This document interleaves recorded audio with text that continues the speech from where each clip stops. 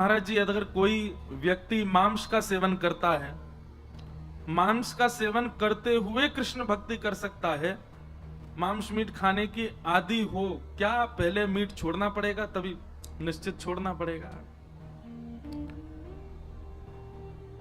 हमारे मंदिरों में इतना विचार किया जाता है कि ठाकुर जी के कई मंदिरों में सेवा में टमाटर का भी भोग नहीं लगता। क्यों? क्योंकि उसका स्वरूप अच्छा नहीं है।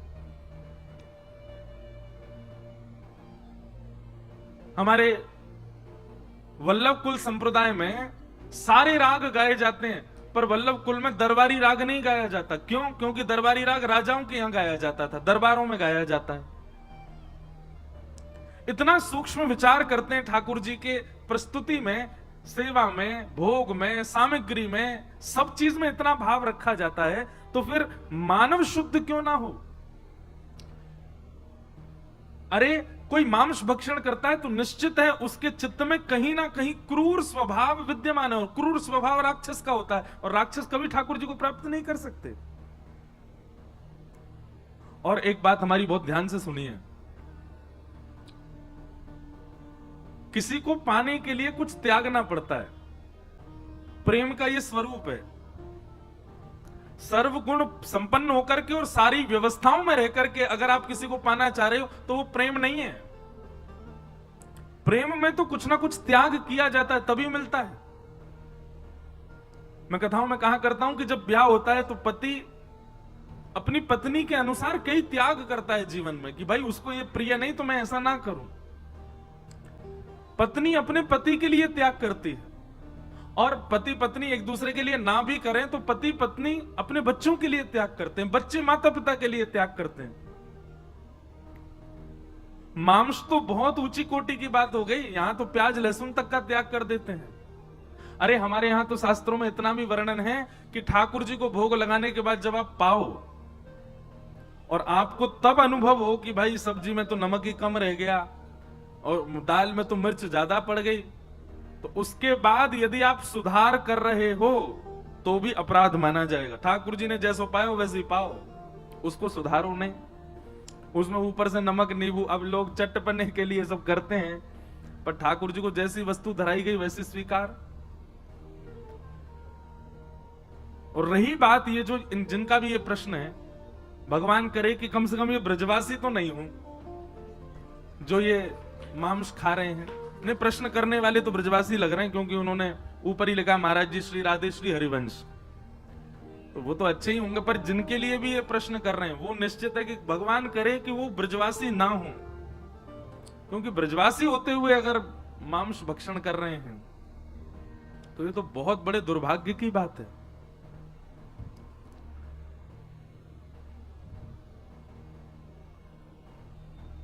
जो व्यक्ति जमीन पर पड़ा है ना, वो कितनी भी करवटें ले ले गिरेगा नहीं, क्योंकि पहले ही गिरा पड़ा है। पर जो बिस्तर पर सोया होता है वो करवट ले तो नीचे गिर जाता है।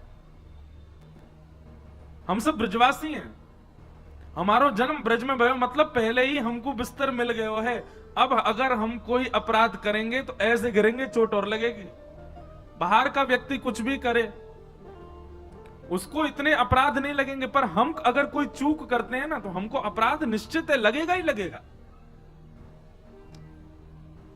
और तीसरी बात, मांस भक्षण करने वाला व्यक्ति निश्चित रूप से तामसी स्वभाव का होगा ही होगा।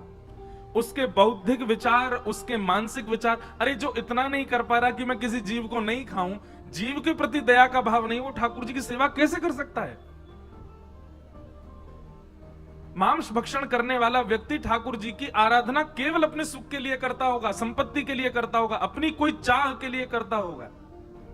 स्वच्छंद प्रेम लक्षणा भक्ति का स्वरूप मांस भक्षी जीव कर ही नहीं सकता। कितना सुख लग रहा है कूलर बंद हो गए तो, ऐसा लग रहा हो कि बंद ही रहे। आवाज कम, यहां वाले इनको तो चल लो, क्योंकि आवाज थोड़ी कम हो गई ना, हमको थोड़ा जोर लगा के बोलना पड़ रहा है, लेकिन ठीक है। तो मांस भक्षण के बाद आप ठाकुर जी की सेवा आराधना नहीं कर सकते। अच्छा एक बात और है, हम ऐसा कहते हैं कथा में अगर लाइट चली जाए तो समझ जाओ कि ठाकुर जी आए हैं। क्यों? ठाकुर जी को तेज इतनो है कि ठाकुर जी के तेज को ये सहन नहीं कर पाए, हमारे बंद है गए। तो कहीं ना कहीं कुछ ना कुछ, ठाकुर जी नहीं तो कोई सखी आई होंगी, कोई वृंदावन के कोई आचार्य आए होंगे, कोई तो आए हैं, तभी ये जो फ्लक्चुएशन हो, कभी लाइट कट जाए, कभी कुछ हो जाए। तो हम तो कथा में यही मानते हैं कि ठाकुर जी कोई निधि आई कथा में। तो मांस भक्षण करने वाला व्यक्ति, और उसमें भी आपने कहा कृष्ण भक्ति तो बिल्कुल ही नहीं कर पाएगा। वो पूजा कर सकता है, भक्ति नहीं कर पाएगा।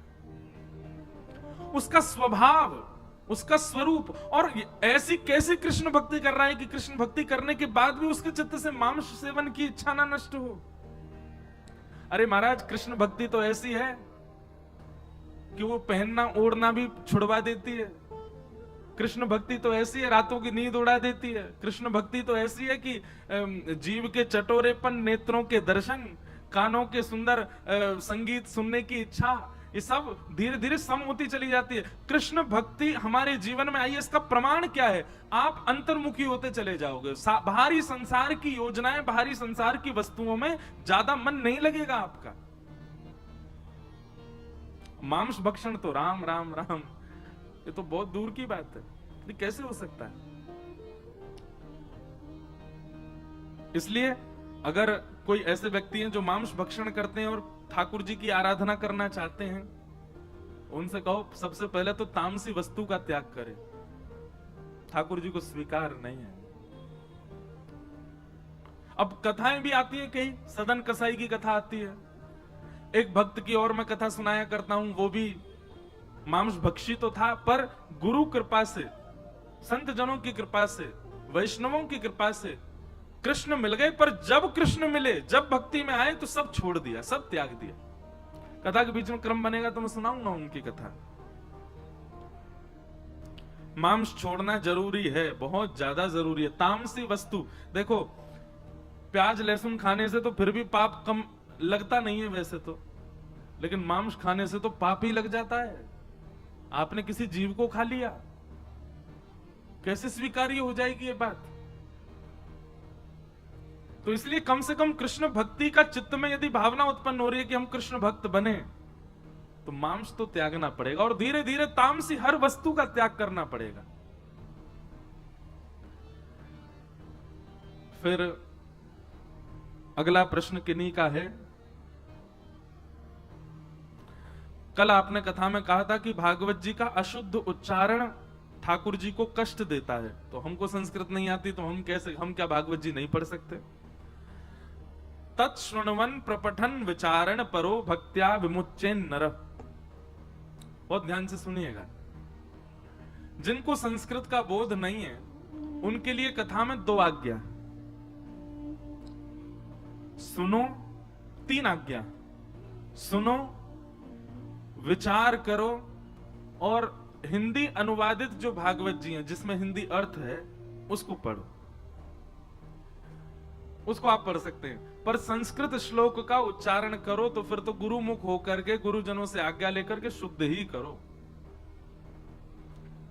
नहीं तो भागवत जी के पाठ से भी ज्यादा लाभदायी होती है भागवत जी का श्रवण, और श्रवण से भी ज्यादा लाभदायी होता है जो सुना उसका निरध्यासन, उसका विचार, उसका चिंतन। एक बात बताएं, आपने भोजन किया तो भोजन के बाद में ऐसे शास्त्रों की आज्ञा है कि भोजनांते सतपदम गच्छेत। भोजन के बाद में 100 कदम तो कम से कम चलना चाहिए उस भोजन को पचाने के लिए। भोजन हम कितनी देर में कर लेते हैं? ज्यादा से ज्यादा 8 मिनट में हमारा भोजन संपन्न हो जाता है। 8 मिनट के भोजन के पश्चात 100 कदम चलने की आज्ञा करते हैं। 4 घंटे का आप लोग भोजन कर रहे हो, एक प्रकार से ज्ञान को ग्रहण कर रहे हो, तो इसके बाद में कितनी देर आपको पचाने के लिए चाहिए होना चाहिए? एक दिन की कथा 4 घंटा आपने ज्ञान ग्रहण किया, कम से कम उसका, कम से कम नहीं तो 5 से 6 घंटे का चिंतन होना चाहिए। आज एक एक वाक्य जो भी व्यासपीठ से महाराज जी कह रहे थे, उसका क्या अर्थ निकलेगा, उसका क्या भाव बनेगा, उसके पीछे उद्देश्य क्या है, उसका चिंतन करो। चिंतन यदि नहीं होगा ना, तो आप जीवन में उतार नहीं पाओगे, सुनने तक सीमित रह जाएगी बात। तो इसलिए अगर आप पाठ नहीं कर सकते संस्कृत में तो कथा सुनो, कथा का चिंतन करो, और पाठ करने का बहुत ही मन है तो फिर हिंदी अनुवादित पढ़ो, लेकिन वो पाठ नहीं माना जाएगा, वो केवल और केवल सामान्य अध्ययन स्वाध्याय माना जाएगा। फिर आपने दूसरा प्रश्न किया कि आत्म राम जी ने भागवत का अध्ययन प्रथम स्कंद के बजाय दसम स्कंद से क्यों? आत्म राम जी नहीं है, वो आत्मदेव जी हैं। श्रीमद् भागवत के महात्मा जो कथा आती है वो आत्मदेव जी, आत्म राम नहीं है। उन्होंने दसम स्कंद से पाठ प्रारंभ किया, दसम, एकादश, द्वादश, और फिर उसके बाद में पुनः 1 से प्रारंभ करके 10 तक, ऐसा उन्होंने पाठ किया, ऐसा भागवत जी में वर्णन है। क्यों किया? क्योंकि आत्मदेव जी का मन बहुत व्यथित था अपने पुत्र को लेकर के, और व्यथित हृदय की वजह से वो उस समय ऐसा कुछ चाह रहे थे जिससे कि उनके चित्त को परम शांति मिले, परम सुख की प्राप्ति हो। और श्रीमद् भागवत में परम शांत, परम सुख, परम आनंद प्रदायन तो तब होता है जब ठाकुर जी प्रकट होते हैं, और वो दसम स्कंद में होते हैं। तो इसलिए श्री आत्मदेव जी ने अपने हृदय को पहले शांत करने के लिए, क्योंकि अशांत हृदय को यदि ज्ञान प्रदान करोगे तो अशांत हृदय और ज्यादा व्यथित हो जाएगा, स्वीकार नहीं कर पाएगा। इसलिए आत्मदेव जी ने पहले नंदोत्सव की कथा को पढ़ा, कृष्ण लीला को सुना। कृष्ण लीला नंदोत्सव सुनकर के मन में प्रसन्नता उत्पन्न हो गई, आनंदता उत्पन्न हो गई। जब वे आनंद में भर गए तब दसम, एकादश, द्वादश 3 स्कंद बाद के करके फिर प्रथम से लेकर के नवम तक का पाठ किया। इसलिए आत्मदेव जी ने पहले दसम स्कंद का पाठ किया।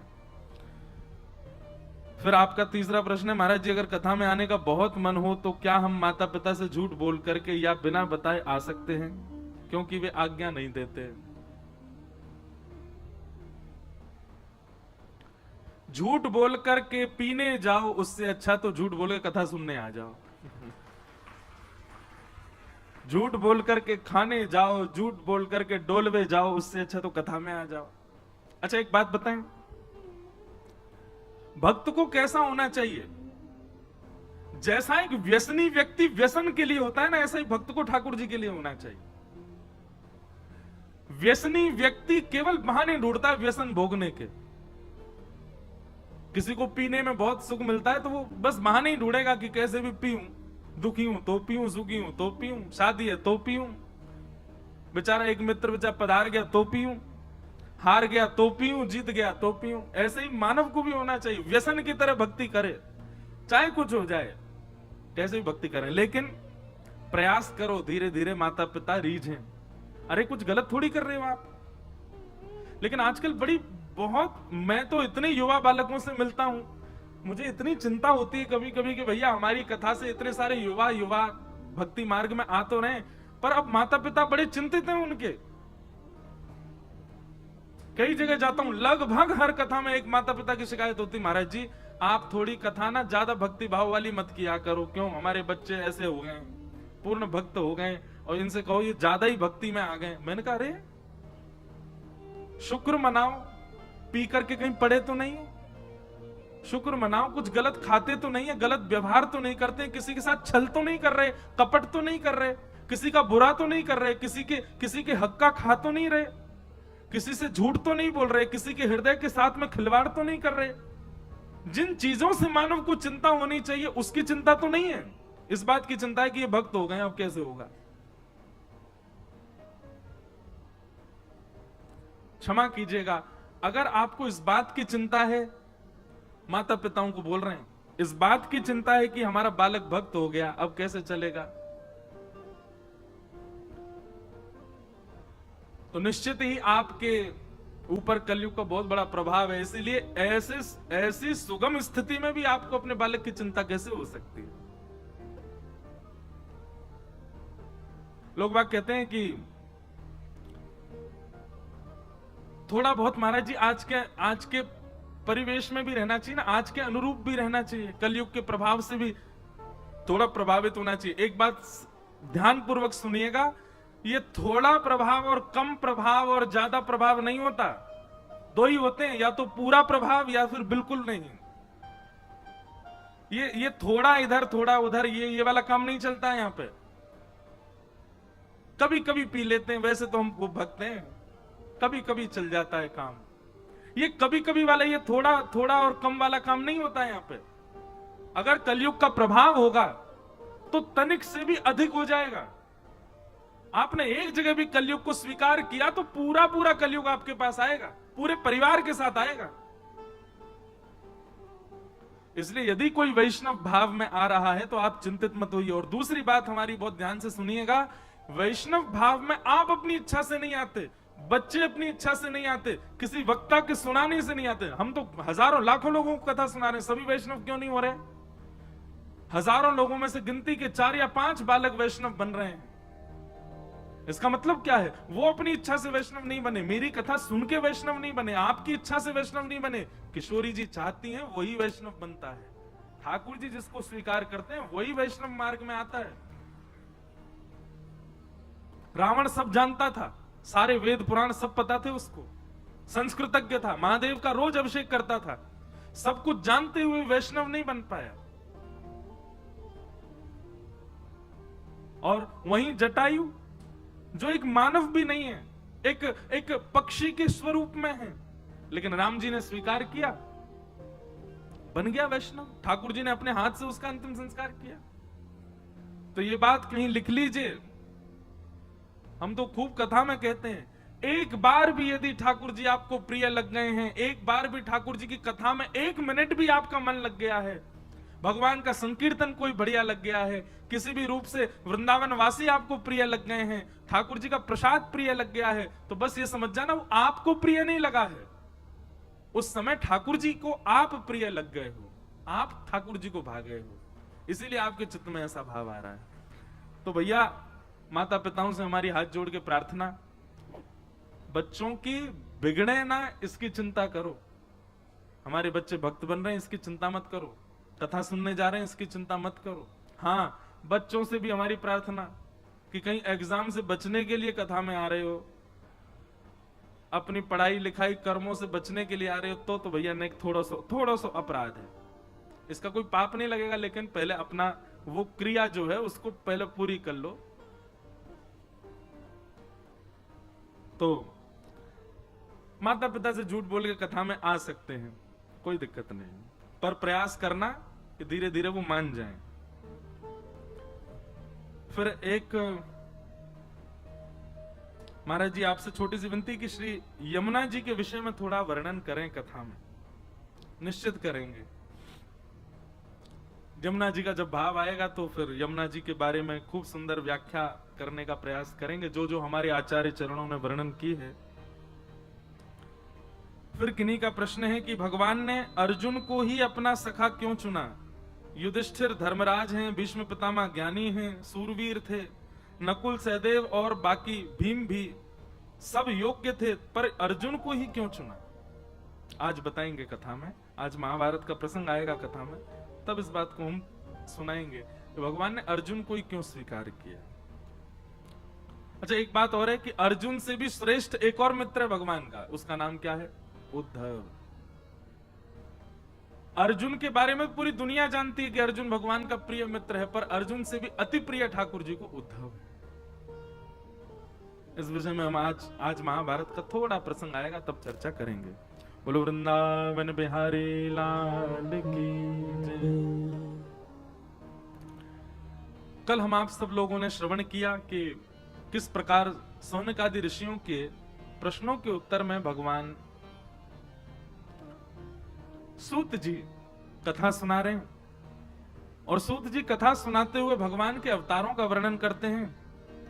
अवतारों के वर्णन के पश्चात सूत जी ने भागवत जी की रचना कैसे हुई इस विषय को बताया। बहुत ध्यानपूर्वक सुनिएगा सब लोग।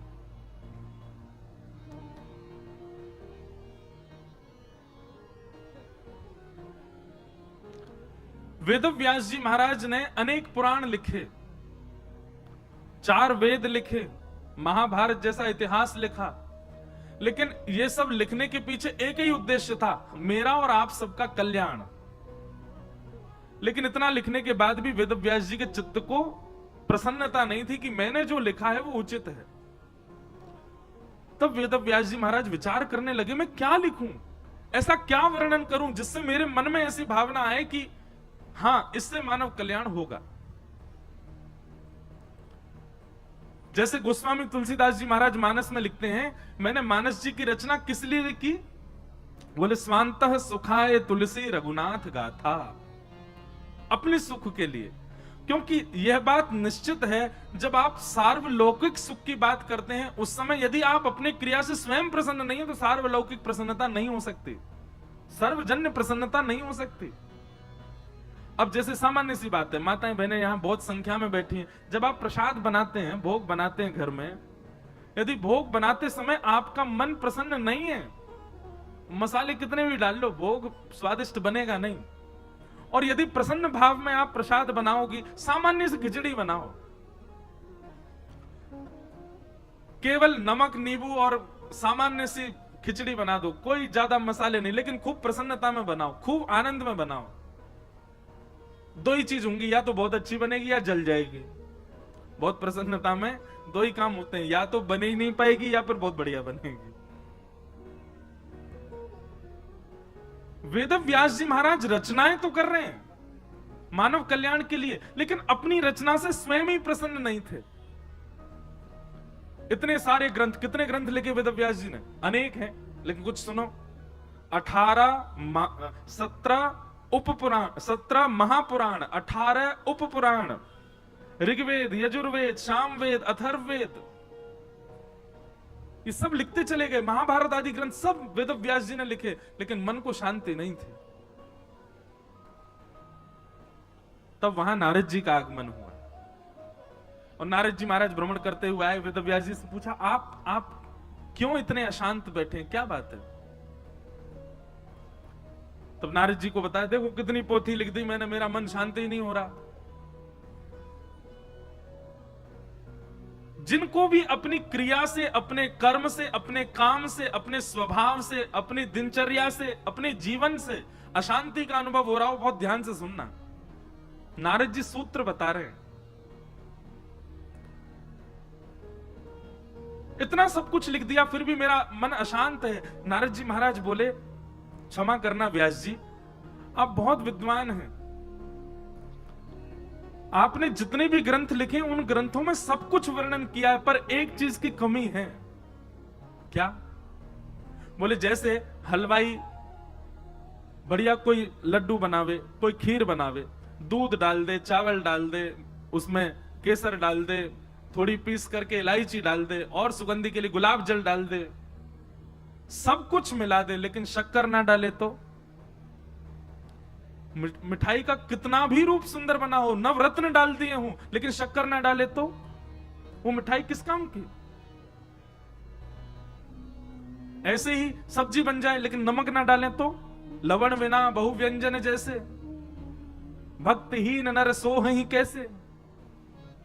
बिना नमक की सब्जी का स्वाद नहीं होता, बिना शक्कर के मिठाई का स्वाद नहीं होता, वो मिठाई कहलाएगी नहीं फिर। ठीक वैसे ही वेद व्यास जी, आपने जितने भी ग्रंथ लिखे ना, सब में ज्ञान है, वैराग्य है, सब कूट कूट करके भरा है, पर एक वस्तु नहीं है। क्या? प्रेम। आपने प्रेम का वर्णन नहीं किया, क्योंकि आपके ग्रंथों को जब हम पढ़ते, बहुत ध्यान से सुनिएगा सब लोग, इधर देखो। नारद जी महाराज कह रहे हैं, आपके ग्रंथों को पढ़ने के बाद, आपके द्वारा लिखे गए भावों को सुनने के बाद भगवान के प्रति श्रद्धा होती है, भगवान के प्रति विश्वास होता है, भगवान की पूजा का मन होता है, आराधना का मन होता है, व्रत का मन होता है, पर आपके किसी भी ग्रंथ को पढ़ने के बाद ठाकुर जी से प्रेम नहीं होता। वो भगवान लगते हैं, वो परमात्मा लगते हैं, वो अपने नहीं लगते किसी भी ग्रंथ को देखने के बाद में। इसलिए प्रेम को प्रकट नहीं किया, आपका मन इसीलिए अशांत है। व्यास जी, यदि आप चाहते हैं कि आपके चित्त को शांति मिले, ठौर मिले, तो ऐसी कोई रचना करो जिसको सुनने के बाद, जिसको पढ़ने के बाद, जिसके अध्ययन के बाद सुनने पढ़ने वाला व्यक्ति, बोलने वाला व्यक्ति भगवान को भगवान ना मान करके, परमात्मा को परमात्मा ना मान करके अपना कोई माने, ये मेरे हैं, उनके प्रति प्रेम प्रकट करे। 4 पुरुषार्थ होते हैं, धर्म, अर्थ, काम और मोक्ष। ये चार पुरुषार्थों में रहने वाला व्यक्ति इन चारों में ही लिप्त रहता है। धर्म कैसे करें, अर्थ कैसे कमावें, कामनाओं की पूर्ति कैसे करें और मरने के बाद मोक्ष कैसे प्राप्त करें। बहुत ध्यान से सुनियो। परंतु वेदव्यास जी पंचम पुरुषार्थ का नाम है प्रेम। और जब व्यक्ति पंचम पुरुषार्थ के अधीन हो जाता है ना, तो ये चारों पुरुषार्थ उसके समाप्त हो जाते हैं। चारों पुरुषार्थ उसके वहीं विश्राम ले लेते हैं। प्रेम का आदि हो गया, फिर उसको किसी और वस्तु की चिंता नहीं है।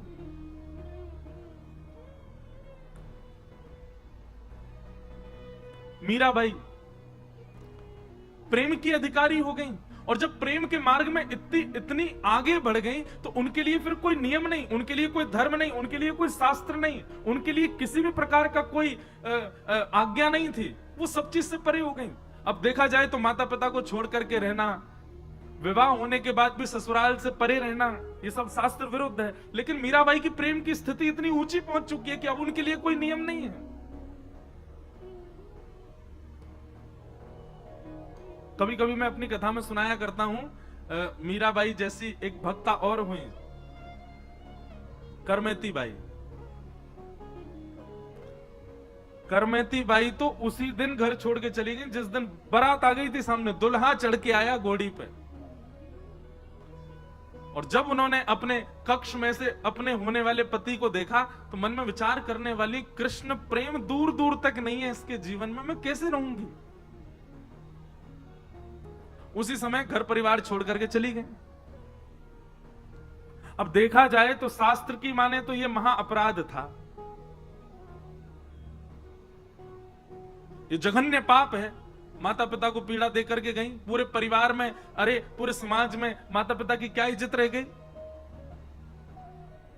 लेकिन करमेती बाई जब वृंदावन पहुंची तो स्थिति इतनी ऊंची थी करमेती बाई की, कि करमेती बाई के प्रसंग में एक भाव आता है कि जब उनको ढूंढने के लिए लोग लगाए गए, तो उनसे छिपने के लिए, बचने के लिए करमेती बाई ने सोचा किसी वृक्ष पर चढ़ जाऊंगी तो भी ढूंढ लेंगे, कहीं पहाड़ों के पीछे जाऊंगी तो भी कहीं ना कहीं से खोज तो लेंगे, ऐसी कोई जगह जाऊं जहां कोई मुझे ना ढूंढे। दौड़ते दौड़ते उनको तभी दिखाई दिया एक मरा हुआ 3 दिन पुराना ऊंट। और ऊंट का शरीर खूब विशाल होता है, पेट भी खूब उसका 3 दिन से मरा हुआ था, तो और ज्यादा फूल गया था उसका शरीर। आप विश्वास मानेंगे, करमेती बाई उस ऊंट के कंकाल के भीतर 3 दिन तक छुपी रही। और जब करमेती बाई वृंदावन आई ना, तो वृंदावन में जब उनकी थोड़ी ख्याति सी हो गई कि बहुत बड़ी भक्त हैं, तो संतों ने जाकर के करमेती बाई से पूछा, हमने सुना कि आप ऊंट के भीतर छुपके रही थी। बोले हाँ। आपको दुर्गंध नहीं आई? अरे कोई जीव छोटा सा भी मर जाए, उसकी दुर्गंध के कारण उस मार्ग से नहीं निकला जा सकता। आप एक मरे हुए ऊंट के भीतर 3 दिन तक कैसे रहे? आपको दुर्गंध नहीं आई?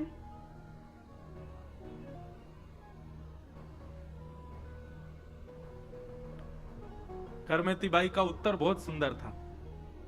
करमेती बाई कहती हैं, वो तो केवल एक जीव के हाड मांस के गल जाने पर सड़ जाने की दुर्गंध थी, उससे कई गुना ज्यादा दुर्गंध तो संसार के विषय में है। जिस दिन संसार के विषय में दुर्गंध आने लग गई ना, उस दिन ये सामान्य से दुर्गंध नहीं लगेंगी।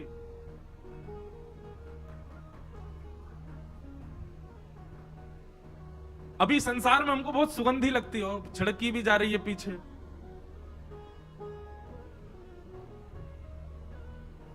संसार के विषय बहुत अच्छे लगते हैं। पहले शादी बढ़िया लगती है, करनी है, पत्नी बढ़िया लगती है। पहले महाराज ब्याह से पहले ऐसी लगे लक्ष्मी, और पति ऐसा लगे साक्षात नारायण। मेरी हुई नहीं है, आप सबको ज्यादा पता होगा, मैं तो केवल देख देख करके बता रहा हूं। लेकिन ब्याह हो जावे के बाद मैं कभी कभी बहुत एज्यूम करता हूं कि अब ये पहले तो भाई एक दूसरे को देखवे के काजे दिन रात को भी भान नहीं कर रहे हैं, रात में ही भागे जा रहे हैं, कभी भी मिल रहे हैं, बस एक झलक दिख जाए महाराज। जैसे भक्त तड़पे ठाकुर जी को देखवे को, ऐसे प्रियतम तड़पे अपनी प्रियतमा को देखवे को। लेकिन 2 साल बाद 3 साल बाद हो क्या जाता है, फिर वही लक्ष्मी जो थी वही पूतना जैसी दिखने लगे वाकू। नहीं, वो नहीं दिखती है, वो पति को ज्यादा सुहाती नहीं फिर, और पत्नी को भी पति ज्यादा सुहाता नहीं, वो भी उसको समझ। क्यों? प्रारंभ में संसार की हर विषय वस्तु अच्छी लगती है।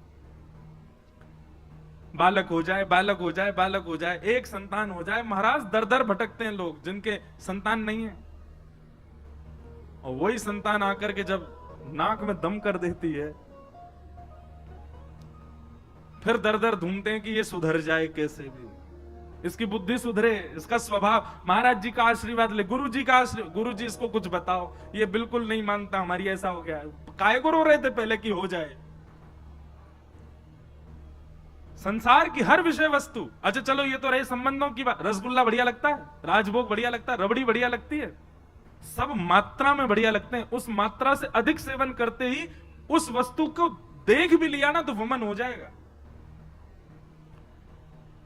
संसार की हर वस्तु एक समय तक ही बढ़िया लगती है, तो इसका मतलब क्या है? वो वस्तु बढ़िया नहीं थी। वो वस्तु का स्वरूप तो वही है कि उसको देख के आपको वमन नहीं होगा, वो उसको देख करके आपके मन में उससे उच्चाटन नहीं आना था, पर आपकी इंद्रियां इतनी बलवान थी कि प्रारंभिक सुख लेने के लिए आपको इतना तड़पा दिया, आपको इतना भगा दिया। बोले नहीं ये पाओ, इसको लेना है, ये चाहिए ही चाहिए। बड़ी बड़ी गाड़ियों का शौक रखते हैं लोग, कितने दिन का शौक रहता है? 1-1.5 महीना में वो गाड़ी प्रिय नहीं लगती, फिर और अच्छी चाहिए। दुर्गंध तो हम सबको आती है, पर भोगने के बाद आती है। पर वैष्णव भक्त जब संत आश्रित हो जाते हैं, भगवत आश्रित हो जाते हैं, उनको दुर्गंध का अनुभव पहले ही हो जाता है कि इसमें अभी बाह्य सुख लग रहा है, लेकिन कुछ दिन बाद यह है हमको सुख नहीं देगी। ऐसा नहीं है वैष्णव ये कोई विवाह का विरोध है या कोई संतान उत्पत्ति का विरोध है, नहीं। ये तो सम है, ये तो सब करते हैं, भक्त भी करते हैं। पर इसके अलावा भी कई संसार के ऐसे भोग हैं, वो बड़े सुगंधी युक्त लगते हैं, पर वो होते नहीं है। करमती बाई ने वही कहा, बोले जिस दिन संसार के विषय की दुर्गंध सूंघ लोगे, उस दिन ये सामान्य जीव की मरे हुए की दुर्गंध आपको दुर्गंध नहीं लगेगी। और करमती बाई वृंदावन आके रहने लगी तो उनके पिताजी आए, पिताजी को पता था एक ही जगह मिलेगी, वृंदावन में ही मिलेगी। वृंदावन में ढूंढते ढूंढते पूछा कहाँ है, तो पता चला यमुना जी के तट पर कुटिया बना करके ठाकुर जी की सेवा करती हैं और वहीं बैठ करके भजन कर रही हैं करमती बाई। पिताजी जब गए तो जाकर के करमती बाई से मिले और कहा, बेटा तूने एक बार भी नहीं सोचा कि तेरे पिता की क्या स्थिति होगी? पूरे समाज में नाक कट गई मेरी, एक बार भी तूने ये चिंतन नहीं किया कि मैं अपने माता पिता को किस स्थिति में छोड़ करके जा रही हूं, उनकी नाक कटवा करके जा रही हूं। करमती बाई कहती हैं, पिताजी क्षमा करना, आपको मेरी बात बुरी लग सकती है, पर मैं सत्य ही कहूंगी। नाक उनकी कटती है जिनकी होती है, और नाक उन्हीं की होती है जो कृष्ण भक्ति में आश्रित होते हैं। संसार में आए, 10 इंद्रियां प्राप्त कर ली, मानव तन प्राप्त कर लिया, और उसके बाद भी कृष्ण भक्ति में अग्रसित होकर के उनकी प्राप्ति नहीं करी, तो मानेंगे कि हमारी नाक कट गई।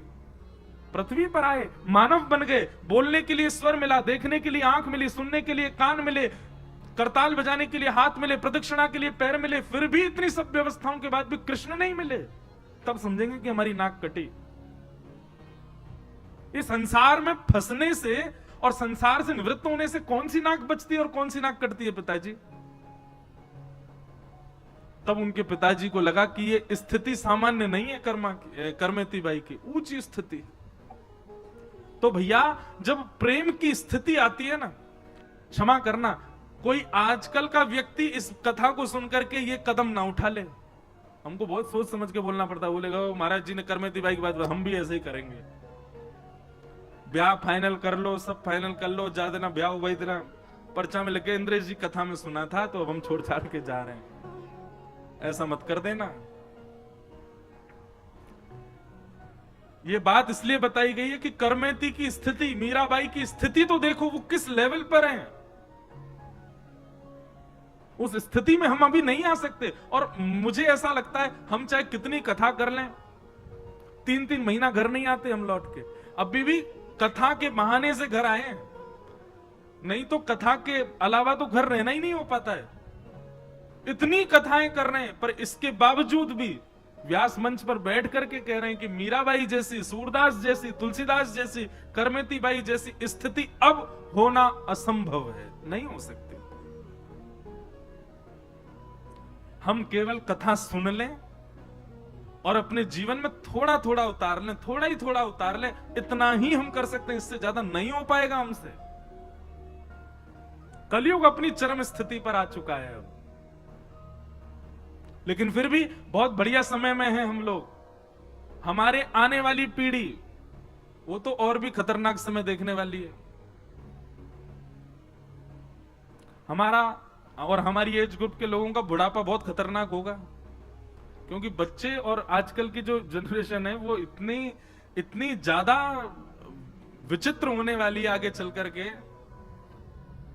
जो अभी वयोवृद्ध यहां बैठे हैं, बहुत बढ़िया जीवन देख करके जा रहे हैं, जाना तो सबको ही है, पर हमारा कभी कभी लगता है वृद्धावस्था बहुत खतरनाक जाने वाली है, समय बहुत व्यथित करने वाला है।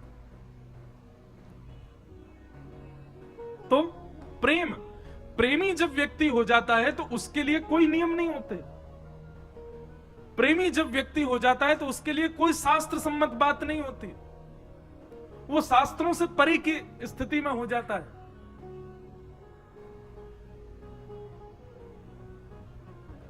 नारद जी महाराज कहते हैं, हे व्यास जी, आपने सब कुछ लिखा अपने ग्रंथों में, पर ऐसा कुछ भी वर्णन नहीं किया जिसको सुनकर के मानव को ठाकुर जी से प्रेम हो, इसलिए आपका मन व्यथित है। कृपा करके अब ऐसा कुछ लिखो जिसको सुनकर के परमात्मा से, पर ब्रह्म से, उस जगत नियंता जगदाधार से प्रेम हो सके। वेद व्यास जी बोले, कैसे लिखूं? बोले, चिंतन करो, और चिंतन करने के बाद में ठाकुर जी के प्रेम स्वरूप का चिंतन करो, ऐश्वर्य स्वरूप नहीं। शंख चक्र गदा पद्मधारी अपना सुदर्शन चक्र चलाते हैं, महाराज ऐसे महाभारत युद्ध लड़वाते हैं, बीच में खड़े होकर के ज्ञान देने लग जाते हैं, विराट रूप में प्रकट हो जाते हैं, एक साथ 16,108 पत्नियों के साथ 16,108 रूप धारण करके रहते हैं। ये सब बातें ठाकुर जी के ऐश्वर्य की हैं, ऐश्वर्य की बातें नहीं, ठाकुर जी के स्वभाव की बातें, ठाकुर जी के प्रेम की बातों का चिंतन करो और उसका वर्णन करो, तब आपके चित्त को शांति मिलेगी। तब वेदव्यास जी ध्यानस्थ हुए, और ध्यानस्थ होने के उपरांत जब उन्होंने रचना की तो फिर एक दिव्य ग्रंथ हम सबको प्राप्त हुआ, जिसका नाम है श्रीमद् भागवत महापुराण। बोलो भागवत महापुराण की जय। तो हम एक बात कह रहे थे, जो कोई भी व्यक्ति मानसिक पीड़ा से पीड़ित हो, अपने काम में प्रसन्न नहीं है, अपने जीवन से प्रसन्न नहीं है, तो निश्चित है कि उसके जीवन में, उसके स्वरूप में, उसके स्वभाव में प्रेम कम है। प्रेम जब आता है ना चित्त में, तो व्यक्ति को ठौर मिल जाती है, वो स्थित हो जाता है, वो स्थिर हो जाता है। और प्रेम केवल और केवल भागवत जी सिखाती हैं, भागवत जी से ही आप प्रेम सीख पाओगे। और याद रहे, ये प्रेम किसी संसार के व्यक्ति से नहीं हो सकता। मैं कहा करता हूं कथा में, प्रेम केवल और केवल ठाकुर जी से हो सकता है। संसार में तो आकर्षण होता है, संसार में तो प्यार होता है, संसार में तो वासना होती है, प्रेम नहीं होता। प्रेम तो केवल ठाकुर जी के लिए। तो जिस दिन आपके जीवन में श्री कृष्ण प्रिय रूप से आ गए, आपको सब अच्छा लगने लगेगा, सब प्रसन्न हो जाओगे, सब चीज से अच्छे हो जाओगे। बस करना क्या है? 3 काम, विश्वास, संबंध और समर्पण। ठाकुर जी पे भरोसा रखो, विश्वास करो। दूसरी बात, संबंध बनाओ। ठाकुर जी से बिना संबंध की भक्ति मत रखो, कोई भी एक संबंध रखो और उस संबंध का परिपूर्ण रूप से पालन करो। जो भी संबंध माना है ठाकुर जी से, उसका पालन करो। पुत्र मानो, भाई मानो, सखा मानो। मेरी दृष्टि में 2 संबंध सबसे अच्छे हैं, या तो गुरु का या फिर सखा। व्यक्ति को संवारने और बिगाड़ने के ये दो ही मार्ग होते हैं। गुरु संवारता है और सखा संवारता भी है, सखा बिगाड़ता भी है। अच्छा सखा होगा तो संवारेगा और बुरा सखा होगा तो बिगाड़ भी देगा। लेकिन सखा और गुरु के रूप में यदि ठाकुर जी हैं तो निश्चित है कि आपका संबंध सुदृढ़ होगा, ठाकुर जी संभाल लेंगे। इसलिए आज ही विश्वास, संबंध और समर्पण, इन 3 कामों को करो। ठाकुर जी विश्वास करो, दूसरी बात संबंध बनाओ, और तीसरी बात समर्पण, समर्पित हो जाओ।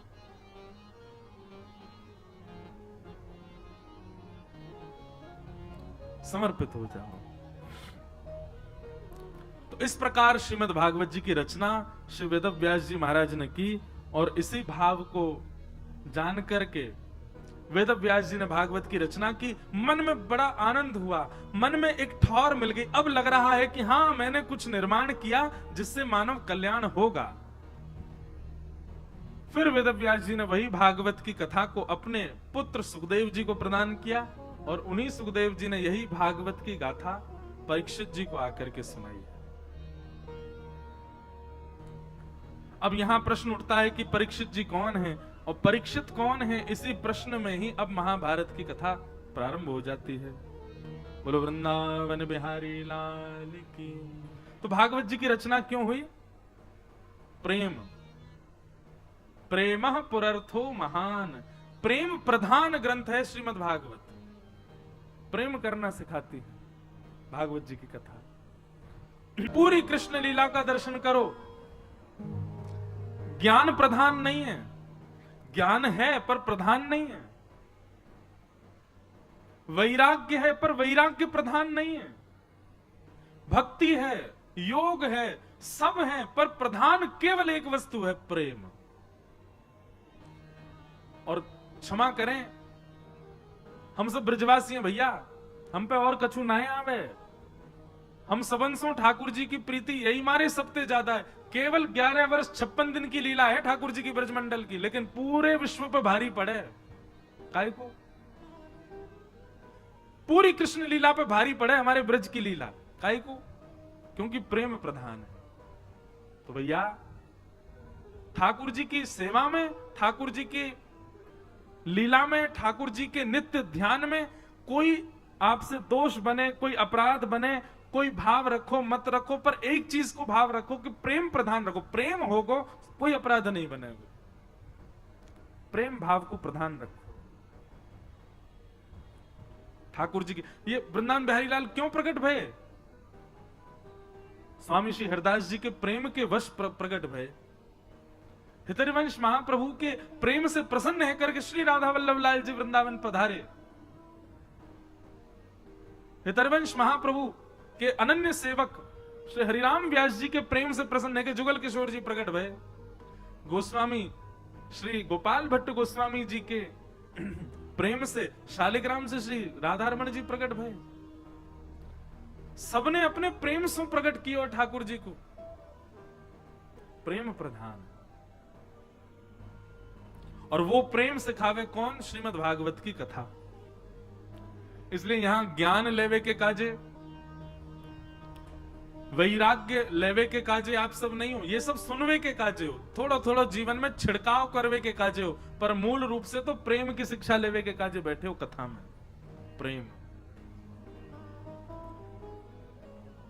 ऐसी भागवत जी की कथा का निर्माण किया। श्रीमद् भागवत को निर्माण करके अपने पुत्र सुखदेव जी को प्रदान किया। सुखदेव जी ने वही भागवत की कथा परीक्षित को सुनाई, और यहां सूक्ष्म महाभारत का प्रसंग सुनाया गया। सौनकादि ऋषियों ने प्रश्न किया, बोले महाराज ये परीक्षित कौन है, इनके बारे में हमको विस्तार से बताओ, इनको 7 दिन में मरने का श्राप क्यों लगा? तब यहां से महाभारत का प्रसंग शुरू होता है कि यदा वृधे कौरव संजयाना वीरे स्मथो वीर गतिम गतेषु ब्रकोदरा विग्ध गदा विमर्श भ्रगनोरुदंडे धृतराष्ट्रपुत्रे। किसी का प्रश्न आया था आज कि भगवान ने अर्जुन को ही क्यों स्वीकार किया? योग्य तो युधिष्ठिर भी हैं, योग्य तो नकुल सहदेव भी हैं, योग्य तो भीष्म पितामह भी हैं, पर भगवान ने अर्जुन को ही क्यों स्वीकार किया? बहुत अच्छा प्रश्न है और समझने योग्य बात है। युधिष्ठिर जी धर्म में प्रधान है, इसलिए उनका नाम है धर्मराज युधिष्ठिर। उनका धर्म अतिश्रेष्ठ है। ठाकुर जी को प्रिय लगते हैं पर स्वीकार नहीं किया। इसलिए कोई धर्म के आचरणों को ही पूरे दिन लिखते लिखते करता रहता हो कि ये धर्म में करना, ये धर्म में करना, ठाकुर जी का प्रिय बन जाएगा, पर ठाकुर जी उसको संग रखें इतना प्रिय नहीं लगेगा ठाकुर जी को। नकुल सहदेव बुद्धिमान है, स्वरूपवान है, पर आपके स्वरूप से, आपकी बुद्धि की चाटुकारी से, आपकी चतुराई से ठाकुर जी इतने प्रसन्न नहीं होंगे। प्रिय लग सकते हो पर प्रसन्न होकर ठाकुर जी गले में गलवैयां डाल लें, ये ठाकुर जी नहीं करेंगे।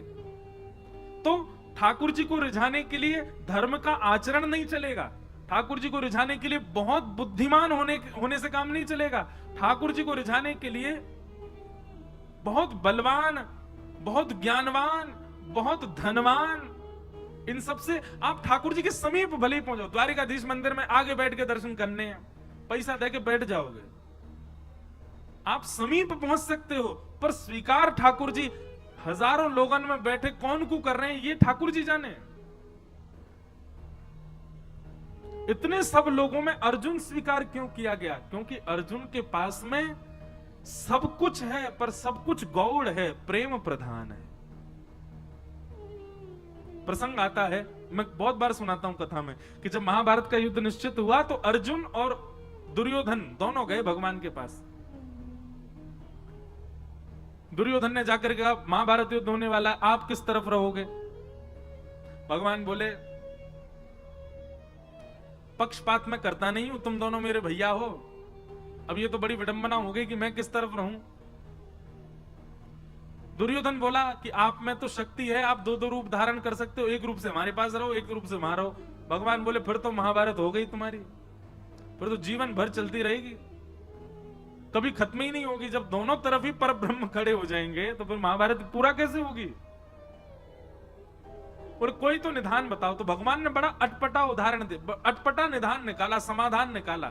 अच्छा, ठाकुर जी सदैव अटपटे समाधान ही देंगे। जैसे मैं एक उपाय बताता हूं कि कभी आप संशय में पड़ जाओ तो ठाकुर जी के आगे पर्ची डाला करो। जैसे कि ठाकुर जी हमको दिल्ली पढ़ने के लिए जाना चाहिए कि नहीं? अब आपका मन तो कह रहा है जाना है, लेकिन ठाकुर जी को यदि लगेगा ना कि नहीं, इसके नहीं जाने में ही भलाई है, तो ना ही आएगा। लेकिन कई बार ठाकुर जी ऐसे निर्णय भी लेते हैं, जैसे मान लीजिए आपने ठाकुर जी के आगे पर्ची डाली, दिल्ली जाके पढ़ना है, तो ठाकुर जी कहे हाँ ठीक है जाओ। अब आप दिल्ली आ गए। अब दिल्ली आते ही महाराज क्या हुआ कि वहां के संगत के अनुसार इतने बिगड़ते चले गए महाराज, सब काम बिगड़ता चला गया, सब कुछ। और फिर आप सोचो अरे ठाकुर जी ने तो आज्ञा करी थी कि हाँ जाना है, फिर ऐसा क्यों? निश्चित ही भविष्य में आप कई बार ठाकुर जी ऐसे निर्णय भी लेंगे कि उन निर्णयों में आपको ठोकर लगे, ठोकर से आपको पता चले कि नहीं आगे मुझे ऐसा करना है, तो जबरदस्ती ठाकुर जी ऐसा निर्णय लेके देंगे जिसमें आपको जबरदस्ती गिरना ही पड़े। कई बार अनुभव किया मैंने। हम कुछ पूछते हैं लाल जी से, अपने लाल जी के आगे पर्ची डालते हैं, तो लाल जी जो देते हैं ना, तो अब तो मैं जानने लगा हूं, अब तो मैं समझ गया हूं कि जो आएगा इसका मतलब यह है जो तू चाहता है वो नहीं मिलेगा, जो तेरे लिए जरूरी है वो मिलेगा। इसलिए ठाकुर जी के सामने जब कुछ संशय रखो तो उसमें यह मत सोचना कि आपको जो चाहिए ठाकुर जी वो देंगे, आपके लिए जो जरूरी है वही ठाकुर जी बताएंगे। और एक बात हमारी मान लीजिएगा, ठाकुर जी के आगे ये पर्ची डालने वाला काम इतना परेशान मत किए करना उनको कि रोज ही डाल रहे हो, हर बात पे पूछे रहे हो, चाय पिए कि नहीं पिए बताओ। इतना परेशान मत करना। कई अपने जीवन के निर्णय स्वयं लीजिए, जब बहुत ज्यादा लगे कि अब इसमें मुझे क्या ही करना चाहिए आप बताओ।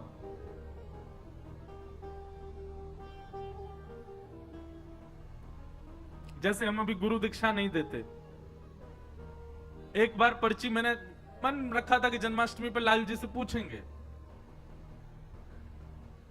तो अचानक मेरे मन में आया कि आज जाके ठाकुर जी से पूछूं, बताओ हम गुरु दीक्षा देंगे। बहुत सारे लोग आते हैं कि दें। अब कभी कभी मन में कई एक तो मुझे ऐसे मिले, वो कह रहे वो आप चाहते नहीं हो कि हम भक्ति मार्ग में आगे बढ़े इसीलिए हमको दे नहीं रहे हो। मैंने भैया ऐसे मत कहो, कुछ भाव है इसलिए नहीं दे रहा।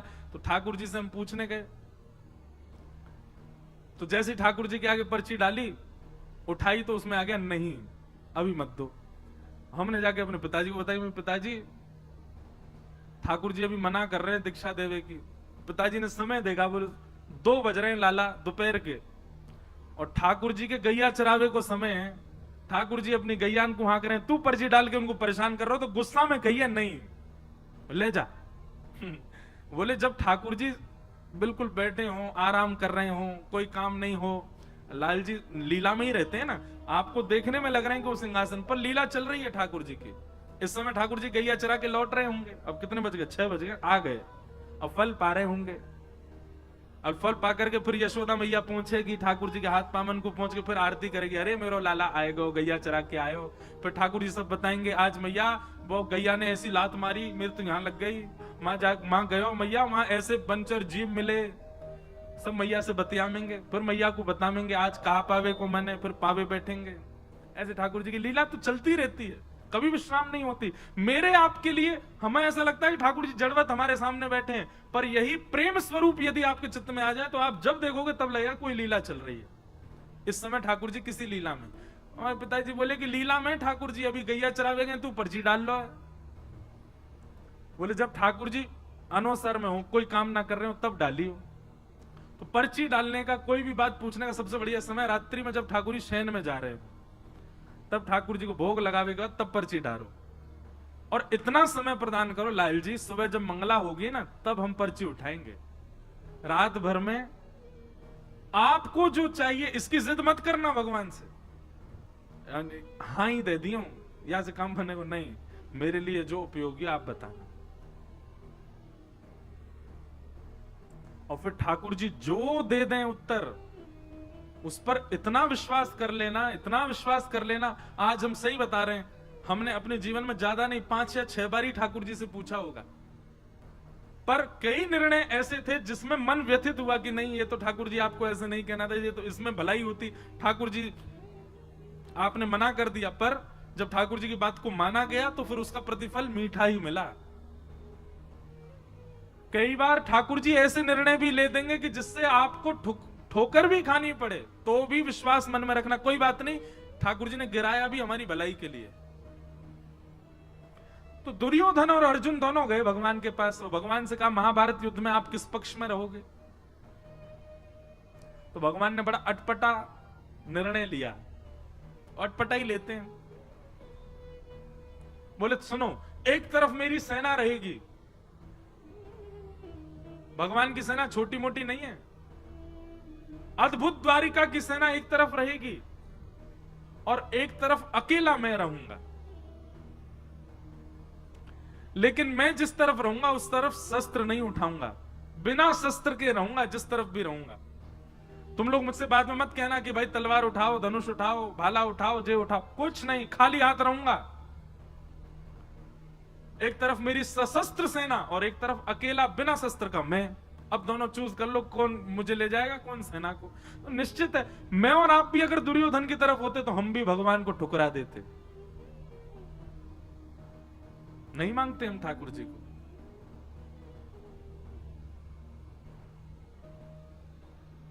दुर्योधन ने कहा वो ऐसा है ना ठाकुर जी, आपका प्रेम थोड़ा पांडवों से ज्यादा ही है कुछ, आप तो पांडवों के पास ही जाओ, सेना मैं ले जाता हूं। भगवान बोले ले जाओ। सेना लेकर के दुर्योधन चला गया, अर्जुन सामने अकेला बैठा है।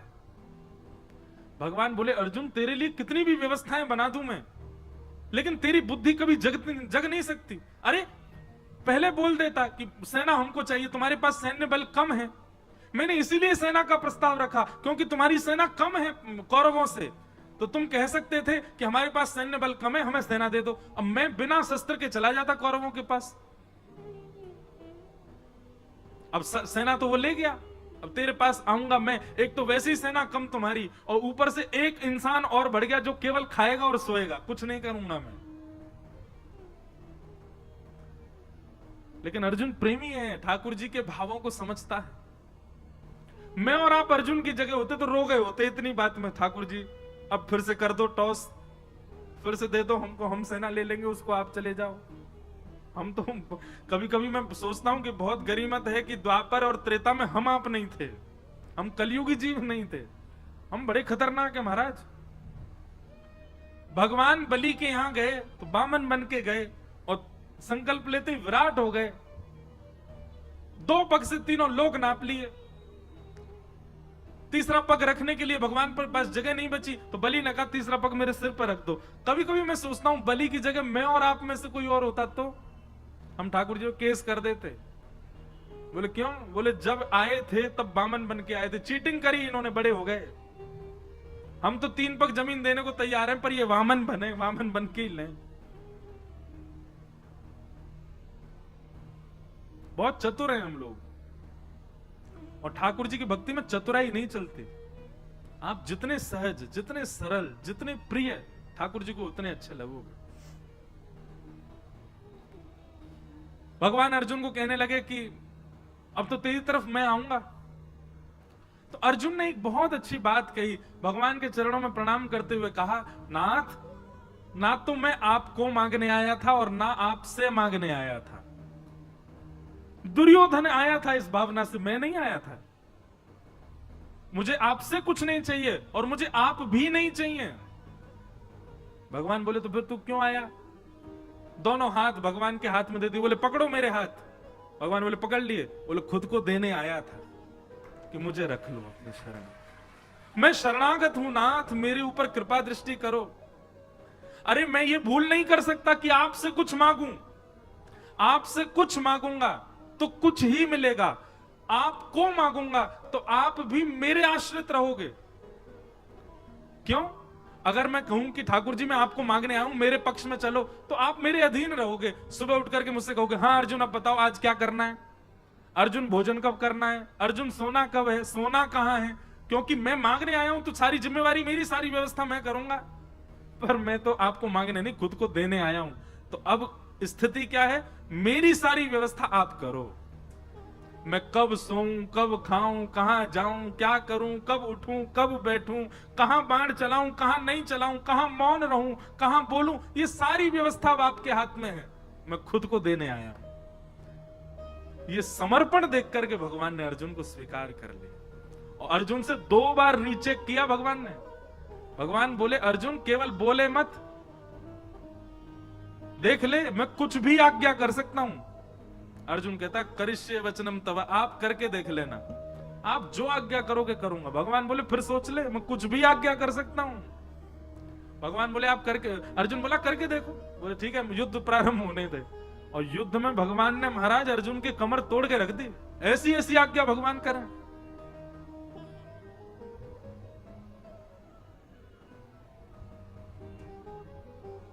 लेकिन हर आज्ञा को स्वीकार किया अर्जुन ने, इसलिए भगवान ने अर्जुन को स्वीकार किया।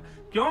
क्योंकि बाकी सब तो ठाकुर जी से मांग रहे हैं, ठाकुर जी को मांग रहे हैं, पर अर्जुन ने तो खुद को ठाकुर जी को दिया, खुद को अर्पित किया, समर्पण किया। समर्पण किया इसलिए भगवान उसके सारथी बन गए। और सारथी का मतलब कोई भगवान की पदवी कम नहीं हो गई है, बल्कि और श्रेष्ठ। हम सबको अपना सारथी ठाकुर जी को, सारथी मतलब कौन? जो राह दिखावे, जो लेकर के चले, कहां जाना है, कहां मुड़ना है, कहां बैठना है, कहां चलना है, ये सारथी ही तो कर सकता है। सारथी के अधीन होता है पीछे बैठा व्यक्ति। हर व्यक्ति अपना सारथी श्री कृष्ण को बनावे।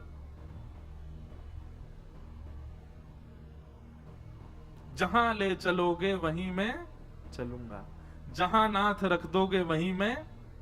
ये जीवन समर्पित चरण में तुम्हारे, तुम ही मेरे सर्वस्व, तुम ही प्राण प्यारे। तुम्हें छोड़कर नाथ किससे कहूंगा, जहां ले चलोगे वहीं मैं चलूंगा। हम लोग ऐसे नहीं जी सकते, हम लोग तो बड़े खतरनाक है महाराज। सुख संपत्ति घर आवे, कष्ट मिटे तन का, ओम जय जगदीश हरे। और अंत में गाते गाते वो तेरा तुझको अर्पण क्या लागे मेरा, ओम जय जगदीश हरे। मेरा क्या है नाथ, सब आपका ही तो है। भगवान कहेंगे लाओ चलो वापस करो हमको, ये घर, ये दुकान, ये गाड़ी सब मेरी है, लाओ सब द्वारिकाधीश को अर्पित करके आओ। अरे ठाकुर जी वो तो आरती में लिखा इसलिए गा रहे थे हम, ऐसे थोड़ी कि आपको सब ले ही लेना है। अर्जुन जैसा समर्पण नहीं है हमारे पास, अर्जुन जैसा समर्पण लाओ। भगवान ने एक बार कह दिया तो ना, हां तो हां, ऐसा समर्पण था अर्जुन का, इसलिए भगवान ने अर्जुन को स्वीकार किया। कोई समर्पित हो अर्जुन की भांति। और एक बात मैं कथा में कहा करता हूं, भैया अगर आपकी इस कथा को सुनकर के मन में आ गया हो कि हम भी अर्जुन की तरह समर्पित होंगे, तो पहले ही ध्यान रखना, कस करके सीट बेल्ट बांध लेना अपने जीवन रूपी हवाई जहाज में। क्योंकि जैसे ही आप ये निर्णय लोगे कि अब जो ठाकुर जी जो कहेंगे हम वही करेंगे, ठाकुर जी जो देंगे वही पाएंगे, ठाकुर जी जो चाहेंगे वही होगा, तो फिर बहुत ऊंची विमान की ऊंचाई होगी, रोलर कोस्टर जीवन बन जाएगा। कब ऊपर, कब नीचे, कब यहां, कब वहां, कब महाराज झकझोर के फेंक देंगे ठाकुर जी। लेकिन कभी छोड़ेंगे नहीं। एक बार यदि कोई समर्पित हो गया तो निश्चित है ठाकुर जी उसके साथ खेलेंगे बहुत, पर उसका हाथ छोड़ नहीं सकते।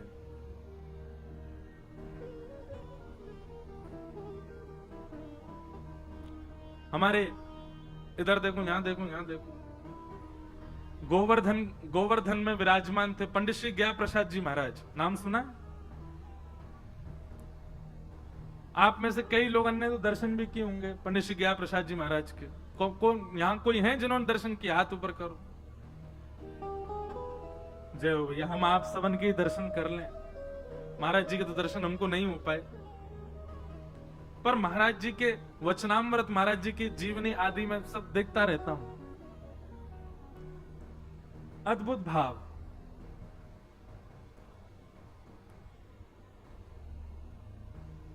सब लोग सावधानी से कथा सुनो, कोई आए कोई जाए, आप तो बस भाव से सुनो कथा।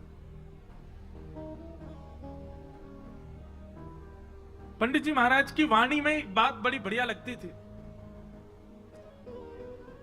पंडित जी से किसी ने निवेदन किया कि पंडित जी, ठाकुर जी बहुत पीड़ा दे रहे हैं, ठाकुर जी बहुत परीक्षा ले रहे हैं, ठाकुर जी जीवन में बहुत संकट दे रहे हैं, आप कछु आज्ञा करो। कहा करूं, जो काम करूं सब बिगड़ जाएं, घर परिवार में कछु बन नहीं रहे हो, पत्नी मान नहीं रही है, बच्चा सुने ना है, हे पंडित जी महाराज कछु आज्ञा करो। पंडित श्री ज्ञा प्रसाद जी महाराज आज्ञा देते हुए कितनी अच्छी बात कहते, बोले अरे भैया, ब्रजभाषा में ही बोलते, बोले जी कन्हैया है ना, जाको खेलवे को बड़ो मन करे, सोचे हमारे संग खेल खेलो करे। कभी पत्नी को उठाए दे, कभी बालकन को उठाए दे, कभी काम बिगाड़ दे। जाके हम सबरे खिलौना है, जो हमारे संग खेल है। लेकिन भैया यह बात से दुखी मत हो कि ठाकुर जी खेल काहे को रहे, बल्कि ठाकुर जी से प्रार्थना करो जितनो मन चाहो ठाकुर जी उतनो खेलो, पर खिलौना बदलना नहीं चाहिए, मैं ही रहूं आपको खिलौना, खूब खेलो। जैसो जीवन देनो है मुंह को दे दो, लेकिन नाथ मेरो त्याग मत करो। हरि जी मोरे